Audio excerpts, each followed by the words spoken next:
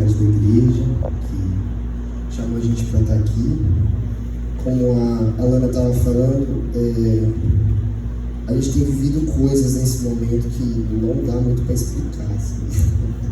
A gente tem sido tratado em áreas que é difícil de explicar, porque o que ele tem feito em nossas vidas é muito pessoal, sabe? Tipo, a gente tem experimentado um lado fraternal de Deus,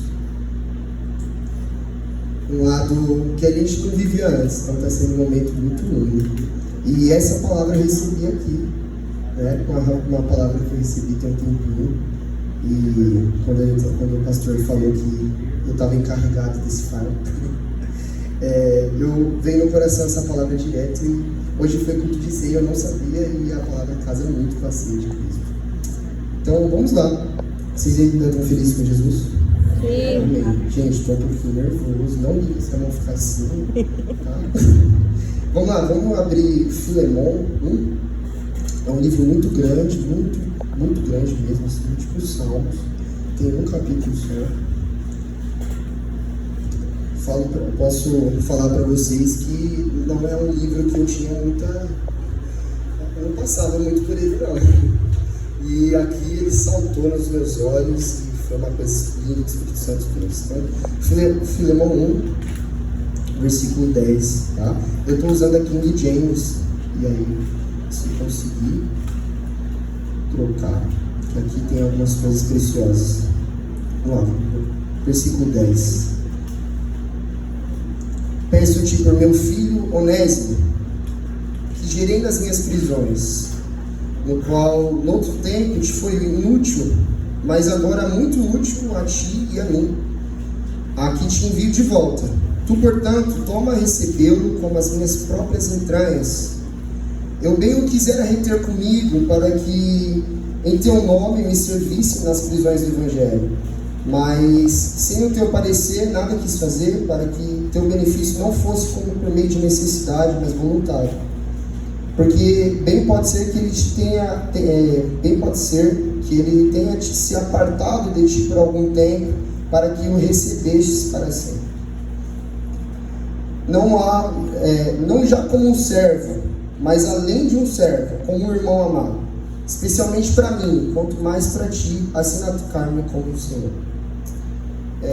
Jesus, eu oro agora, pedindo que o Senhor abra o nosso entendimento, que o Espírito de sabedoria e revelação esteja aqui, Pai.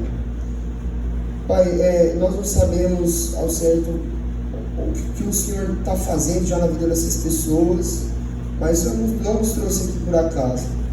Então abre os nossos corações para receber o seu Espírito Santo, receber a sua palavra, que ela venha testificar nos nossos corações hoje. Em nome de Jesus. Amém. Vamos lá. Contexto de Filemon. Eu gostaria de... Essa carta ela é bem pequenininha, mas eu posso encaixar 3 pessoas dentro dessa caixa aqui. É uma carta onde Paulo ele envia a Filemon falando de Onésimo. Então a gente tem 3 pessoas: Paulo, Filemon e Onésimo. E a atitude que Paulo toma aqui nessa carta é muito preciosa. Primeiro eu gostaria de falar de Filemon, o dono dessa carta. Ele é um irmão em Cristo de Paulo, que tinha uma igreja dentro da casa dele, como fala no versículo 2 isso. E Filemon, ele aparentemente, pelo que a história diz, ele era um homem de posses, era um homem rico, e ele tinha escravos. E aí é onde entra algo a mais sobre Filemon. Ele é um homem que amava a igreja. No versículo 5 ele fala assim, ouvindo do teu amor e a fé que tem para o Senhor Jesus e todos os santos. Então Paulo ele escuta coisas boas de Onésimo, de Filemon. Paulo ele está escutando que Filemon é um homem que cuida da igreja, é um homem que cuida dos santos da igreja, ele cuida da obra que Deus encarregou para ele. Esse é o contexto de Filemon. Ele fala também mais para baixo, versículo 7, assim, porque temos grande alegria e consolação no teu amor, porque por ti, ó irmão, as entranhas dos santos são revigoradas. Então, gente, aqui a gente consegue olhar o quanto Filemon era importante naquela igreja, sabe? porque Paulo estava preso, então chegou para ele coisas boas de Filemão, então a gente pode aprender sobre isso. A segunda pessoa da carta é Onésimo. Onésimo é a situação, o problema da carta, que ele era um escravo de Filemão, e aí aconteceu alguma coisa que não fala aqui diretamente, então ou pode ter sido alguma dívida que não pode ter pago, ou alguma briga, algo, mas teve um problema entre Filemão e Onésimo, e aí Onésimo ele foge, vai embora. Só que Onésimo era um escravo, temos que lembrar disso. Onésimo era um escravo. Versículo 11 fala, no qual outro tempo te foi inútil, mas agora muito útil para ti e para mim. O significado desse nome Onésimo é muito útil. Então a gente pode ver que ele está falando de um escravo que um momento foi inútil e no outro momento foi muito útil para Paulo. Então Onésimo, quando ele foge da casa do seu senhor, né, de Filemão, ele vai parar numa prisão junto com Paulo, e ali ele conhece a Jesus, ele se entrega aos caminhos de Jesus, e ele começa a aprender com Paulo, ser um discípulo de Paulo, tanto que no versículo 10 ele fala assim, meu filho Onésimo. Então Paulo curtia muito Onésimo, ele tinha um grande apreço por Onésimo, um escravo que saiu da casa de Filemão. Quero citar isso mesmo, um escravo, para vocês fixarem isso. E a terceira pessoa da carta é Paulo. Paulo, a gente não precisa falar muito sobre ele. Paulo, ele é o autor de quase todo o Novo Testamento. Paulo era o cara que cuidava das igrejas de longe. Paulo mandava as cartas para as igrejas, cuidava de perto. E uma coisa me pegou aqui a respeito de Paulo. Gostaria de ler versículo 17. Assim, pois, se me tens por companheiro, recebe-o como a mim mesmo. E se te fez algum mal ou te deve alguma coisa, põe isso na minha conta. Se deve algum mal, ou te deve alguma coisa, põe isso na minha conta. Eu, Paulo, com a minha própria mão escrevi, eu o pagarei, para não te dizer que tu mesmo te deves inteiramente a mim. Eu o pagarei. Sim, irmão, eu me alegrarei de ti, revigora as minhas entranhas do Senhor. Paulo, ele passa esse tempo com Onésimo e está enviando Onésimo de volta para a casa de Filemão. E o contexto da carta é esse, irmãos. Paulo pedindo para que Filemão recebesse Onésimo de volta, tá? O escravo que fugiu. Então Paulo ama esse escravo, ama Onésimo e pede para Filemão receber. E aí ele fala assim, se aconteceu alguma coisa, se ele te fez algum mal, ou se ele te deve alguma coisa, eu o pagarei. Eu o pagarei. Gente, eu acho que eu já vi isso em algum lugar, sabe? De alguém pagando preço muito alto por outras pessoas. Eu acho que eu já vi. E eu acho que então tem uma quarta pessoa nesse texto aqui. Não são 3, tem 4 pessoas. Tem Jesus. Paulo, ele entendeu o real significado da cruz. E hoje, esse é o tema da minha pregação, hoje, é compaixão. Essa carta de Filemão é uma das únicas cartas que Paulo não fala abertamente, ele não escreve sobre o sacrifício, sabe, de Jesus, porque todas as cartas ele frisa bastante, a gente conhece as cartas de Paulo, então ele fala o tempo todo sobre sacrifício, sobre salvação, sobre expiação de pecados, só que em Filemão ele não fala sobre isso. A gente pode ler aqui, são 25 versículos, ele não fala em nenhum momento, ele fala sobre a igreja de Cristo, mas ele não fala sobre sacrifício, sobre salvação. Só que ele está trazendo para a gente aqui uma coisa muito preciosa, não está aqui à toa. O livro de Filemão, ele não está com um capítulo aqui à toa. Ele está trazendo para a gente o real significado da cruz, que é compaixão. Paulo, ele está aplicando na vida dele, na rotina dele, o real significado que é a cruz de Cristo, que é a gente amar os nossos irmãos. Paulo não precisava pegar a dívida de Onésimo. Ele não precisava, sabe, acolher e mandar de volta para a casa de Filemão. Ele poderia mandar para outra igreja, mas ele pega e ele quer ensinar algo com isso. Então, essas 3 pessoas, que agora são 4, dizem que a gente tem que ter esse sentimento, sabe? O sentimento que houve em Cristo Jesus. Porque Cristo, quando foi para a cruz, ele teve o sentimento de compaixão. Nós estávamos afundados em pecados, afundados em tudo que é de ruim, com um preço muito alto a ser pago. E aí Cristo foi lá e pagou esse preço por nós. A gente conhece porque ele botou na conta dele o preço que a gente deveria pagar. Então Paulo está aplicando isso, ele está trazendo na vida dele, que fala, cara, se acontecer alguma coisa, né, com ele, se ele tiver, se ele fez algum mal, põe na minha conta. Gente, isso é muito precioso. Põe na minha conta. Jesus falou isso na cruz. Põe na minha conta. Eu assumo essa dívida de sangue. Eu assumo isso. E é interessante ver que ele não precisa falar, propriamente dito, da salvação aqui. Ele não precisa falar da cruz. Só que a gente vê cruz. A gente está vendo cruz nas nossas vidas. As nossas atitudes estão revelando a cruz de Cristo. Foi algo muito importante para mim, que eu falei, cara, às vezes eu não vou ter a oportunidade de falar diretamente sobre a cruz, mas uma atitude minha pode revelar a cruz para outra pessoa.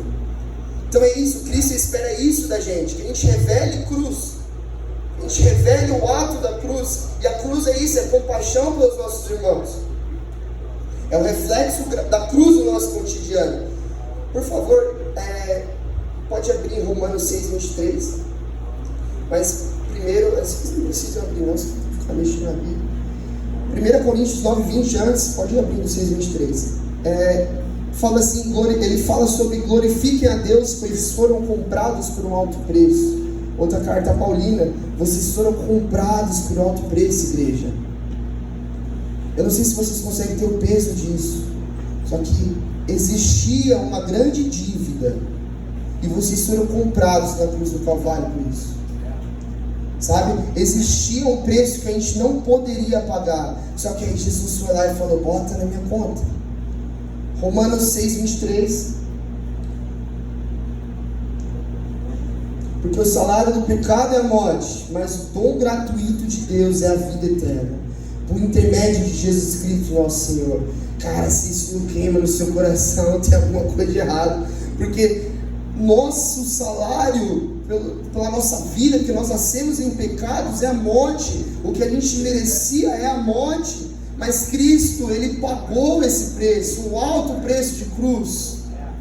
Jesus, ele deixa isso bem explícito para que a gente entenda que é possível trazer o preço da cruz no nosso cotidiano. Sabe, Jesus mexeu muito forte comigo com isso, porque às vezes a gente quer fazer coisas grandiosas, quer, sabe, fazer o tempo todo coisas que dá para ver, mas olha a atitude de Paulo. Ele recebe alguém e fala, não, cara, se tiver alguma coisa, pode deixar que está na minha conta. Então é um ato da vida dele, uma parte do cotidiano, uma parte da vida dele refletir a cruz. Agora, quantas vezes passaram pelas nossas vidas Onésimos? Olhando na perspectiva de Paulo, quantas vezes passaram pessoas precisando de ajuda por nós? Quantas vezes passou um irmão que estava com alguma dificuldade dentro de casa? Ou às vezes eu posso ir até mais longe, uma pessoa na rua, que aí às vezes a gente passa e nem olha. Sabe? Quantas vezes a gente passa assim e passa batido? Ou às vezes a gente vê alguém precisando, a gente sabe que a pessoa precisa, o que a gente faz? A gente não ajuda. E é isso, é nosso lado humano, né? Só que isso não é cruz. Não pode, você não precisa fazer as coisas grandes. Claro, se Deus pedir, você faz, mas são coisas pequenas e a gente consegue fazer. Tudo que eu estou falando aqui não são coisas impossíveis de fazer, sabe? Não é algo impossível. Tanto como comprar uma dívida de alguém, ou assumir o peso e falar, cara, se ele fez, me perdoa por ele, cara. Quantas vezes passam onésimos pra gente na nossa vida? Outra coisa que saltou no meu coração aqui foi das entranhas. Palavra forte. Versículo 7 de Filemão. Fala assim, ó, porque temos grande alegria de consolação no teu amor. Está falando de Filemão. Porque por ti, irmão, as entranhas dos santos são revigoradas. Entranhas dos santos. Aí depois ele fala entranhas de novo. Versículo 12. Ele fala assim: e que te envio de volta. Tu, portanto, torna a recebê-lo com as minhas próprias entranhas. E aí depois ele fala novamente, no versículo 20. Sim, irmão, eu me alegrarei de ti, o Senhor. Revigora as minhas entranhas do Senhor. Aí eu falei, gente, entranhas, né? Entranha é uma palavra forte, algo que mexe aqui dentro. E eu fui pesquisar, porque eu falei, tá, não é algo normal da nossa cultura ficar falando, te recebo com as minhas entranhas. Já pensou? Alguém recebe alguém em casa e fala, cara, eu te recebo com as minhas entranhas. É totalmente estranho. Mas lá para eles, Paulo não falou isso à toa, porque ele está falando num contexto hebreu, né?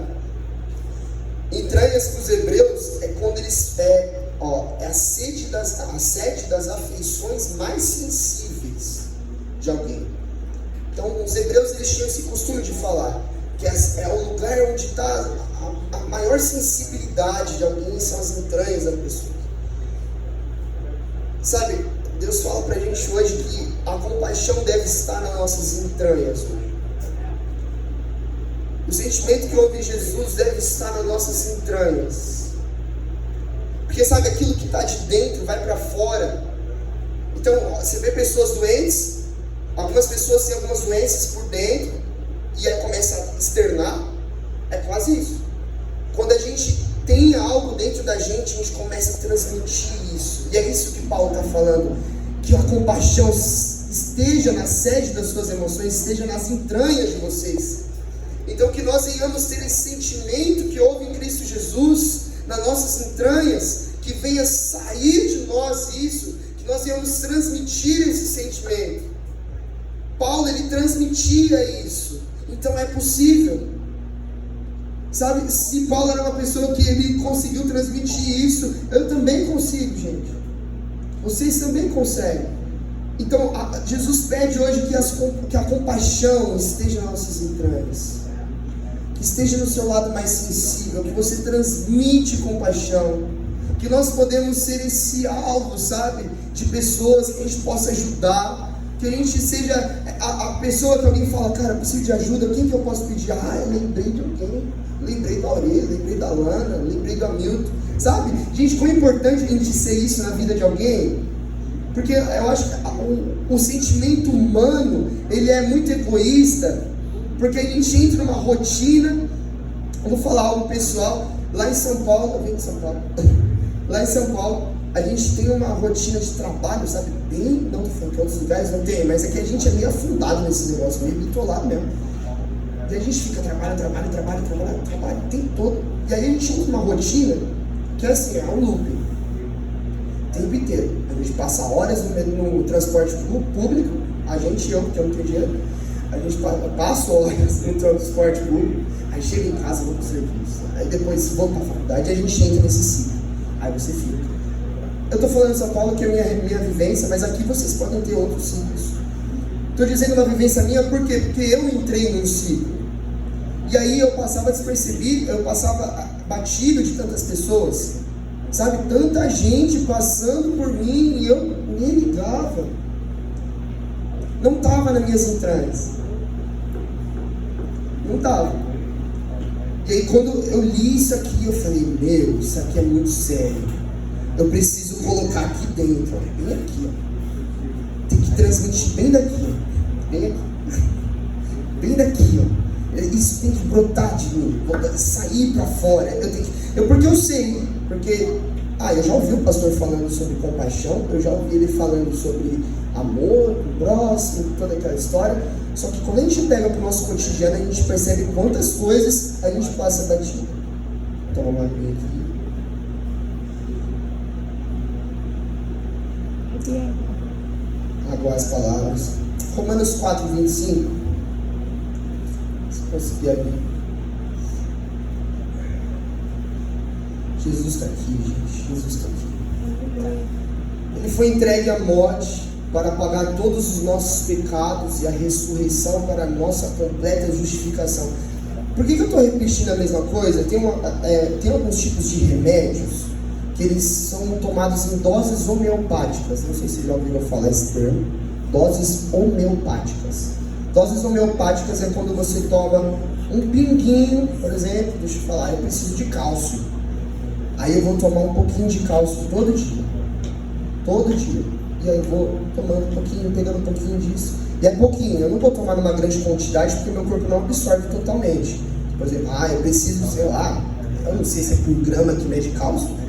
Preciso de um bocado de cálcio, eu vou lá e tomo uma parte de remédio. Você não vai absorver, seu corpo ele aceita doses homeopáticas. E na nossa mente é a mesma coisa, a psicologia afirma isso. E a Bíblia também. Quando Jesus repete 3 vezes a mesma coisa, isso daqui não está à toa não. Ele está repetindo a mesma coisa para isso entrar na nossa mente. Então, Romanos 4:25. Ele foi entregue à morte para pagar pelos nossos pecados. Ele pagou. E ele pagou, ele não foi no preço barato não. Não estava em promoção aquele dia. Ele pagou por um preço caro, alto, que foi a cruz. Hoje eu trago essa palavra para que a gente consiga se enquadrar nessas 3 pessoas. Então, que a gente consiga ser igual Filemon, que consegue receber uma pessoa que foi embora.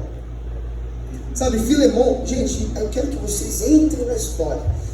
Filemon, ele era um homem rico que tinha muita coisa, ele tinha uma igreja dentro da casa dele, ele tinha o mundo dele ali, né? Tinha os escravos, para um homem que é escravo, não tinha que ser pobre.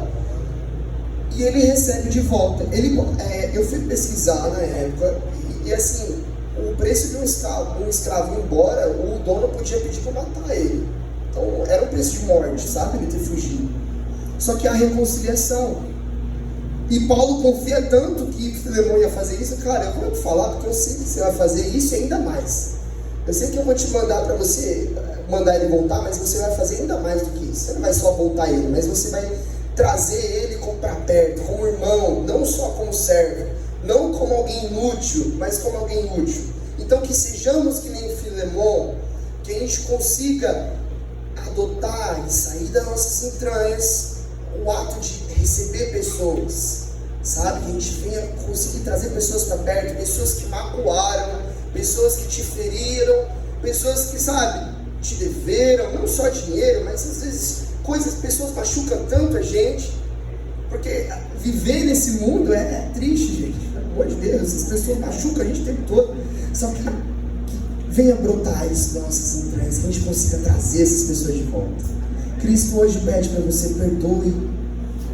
Se alguém te magoou algum dia, que esse sentimento saia das suas entranhas, que a compaixão de Cristo flua de você, e você perdoe essa pessoa, se traga de volta. Se você é um grande chefe que possui empregados, você perdoe seus funcionários e vai aplicando isso na sua vida, que o Espírito Santo te revele agora, alguém que está faltando, alguma coisa inacabada, ele vai te revelar hoje, que você consiga transmitir essa compaixão, que nós sejamos que nem Onésimo, que está disposto a voltar, porque se Paulo mandou ele, é porque o Onésimo ia, né?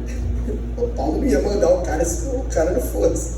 Então o Onésimo estava disposto a voltar. Gente, o quanto é difícil voltar para lugares que nós erramos. O quanto é difícil a gente reconstruir laços. O quanto é difícil a gente, sabe, encaixar de volta algumas coisas que foram quebradas. Quero dar um exemplo para vocês. Isso é lindo. Tem um vaso japonês que é um dos vasos mais caros que tem. Só para beber uma água, que eu acho que é nervosismo, a boca fica seca, né? Tem um vaso japonês, olha a mão tremendo, não olha para a água. Tem um vaso japonês que ele é um dos mais caros que tem. Eu não sei o nome. Talvez o John deve saber que ele é das Arábias. Um vaso japonês das Arábias, não, da China, das Ásias. Tem um vaso japonês que ele tem um valor muito grande, mas assim, esse vaso, ele é quebrado, e aí os caras reconstroem esse vaso, vai montando ele de volta, com ouro líquido, e aí, imagina o vasinho todo quebradinho assim, ó, e com as filetinhas de ouro. O vaso, ele ganha mais valor depois que ele é quebrado. Alguém é um vaso aqui? Que eu sou um vaso, cara. Eu fui quebrado. Se você foi quebrado em algum momento, era outro rumo, mas eu quis assim, se você foi quebrado em algum momento, que esse ouro que fica nas entrelinhas seja o Espírito Santo. Que te reconstrua. Sabe? Há valor nas nossas cicatrizes. Há valor em Onésimo. Alguém que foi inútil tem valor. E a gente encontra valor em Cristo Jesus. Só tem valor nele, gente. E que ele reconstrua a gente. Ou, se você é um vaso já reconstruído, ele vai te quebrar de novo. Mas se você é um vaso que está tudo certo por enquanto, que você reconstrui seus relacionamentos. Você reconstrui as coisas que estão meio erradas. Porque há valor nisso. Há valor. O Espírito Santo gosta disso. Deus gosta de pessoas que voltam, sabe? Filho pródigo, ovelha perdida. Há valor nisso. Há valor na reconstrução. O Espírito Santo fala hoje que há valor em reconstruir relacionamentos. Há valor em voltar nesses lugares. E que nós sejamos que nem Paulo. Já pensou ser que nem Paulo? Dá para tentar. Que nós sejamos que nem Paulo. Que a gente consiga pagar a dívida de alguém. Amar tanto alguém que a gente seja capaz, sabe, de falar: não, cara, se ele errou com você, pode deixar que eu vou. Eu pago. Tem alguma dívida aí? Não, pode deixar que eu pago aqui. Não, perdoa, cara. Que a gente seja essa pessoa. Entregue-se. Vamos orar por isso. Entregue-se. Esteja, sabe, dentro de nós. E o sentimento que Paulo teve não foi um sentimento à toa, foi um sentimento que houve em Cristo Jesus. Doses homeopáticas para vocês. Houve em Cristo Jesus. E se houve nele, a gente tem que aplicar. A gente tem que aplicar isso. Para finalizar, não sei se eu demorei. Eu acho que foi rápido. Romanos 8, 36. Queria fechar com isso que, ai, gente, eu sou um pouquinho chorão, eu começo, aí dá com a vontade de chorar, tem que parar. Porque senão vai ficar tremendo, parece um bezerro aqui. Romanos 8, versículo 36. Vou ler ele aqui, né? Está muito pequenininha a letra, eu acho que estou ficando muito cego. Como está escrito: por amor de ti somos entregues à morte todo dia, e fomos considerados como ovelhas para o matador. Contudo, em todas essas coisas somos mais que vencedores. Somos mais que vencedores. Somos mais que vencedores. Por meio daquele que nos amou. Próximo. Portanto, estou seguro de que nem a morte, nem a vida, nem os anjos, nem demônios, nem o presente, nem o futuro, nem quaisquer poderes, nem a altura, nem a profundidade, nem outra criatura poderá nos afastar do amor de Deus, que está em Cristo Jesus nosso Senhor. Eu oro para que você entenda a complexidade desse amor de Cristo na cruz. Eu oro para que você transmita esse amor. Eu oro para que a compaixão esteja dentro de você, sabe? Porque nem a morte, nem a altura, nem inferno, nem céu, nem nada separou você do amor de Deus. Nada vai separar você do amor de Deus. Então que você consiga transmitir pelo menos um pouco disso para seus irmãos. Nós recebemos um amor tão grande, gente, mas tão grande. Então a gente consegue transmitir isso. A gente consegue, sabe, repartir isso, que isso flua da gente. Quando nós estivermos nas nossas escolas, não sei se tem aqui, escolas, faculdades, quando a gente estiver nas nossas igrejas, que a gente venha transmitir esse amor, transmitir essa fraternidade, transmitir essa compaixão. É isso que eu oro hoje, gente. Que flua das nossas entranhas, que isso saia para outras pessoas, que a gente consiga abençoar pessoas, que a gente consiga direcionar, aconselhar, ajudar, pegar, sabe, para perto e falar: não, cara, vem aqui, porque eu vou pagar por você. Eu oro por isso hoje. Amém, gente, amém. Muito obrigado, Jesus, por essa palavra. Muito obrigado por o Senhor fez agora. Pai, eu oro para que a compaixão flua daqui, para que essa igreja venha a ser uma igreja conhecida por esse amor que flui deles. Em nome de Jesus, eu oro por isso hoje. Amém.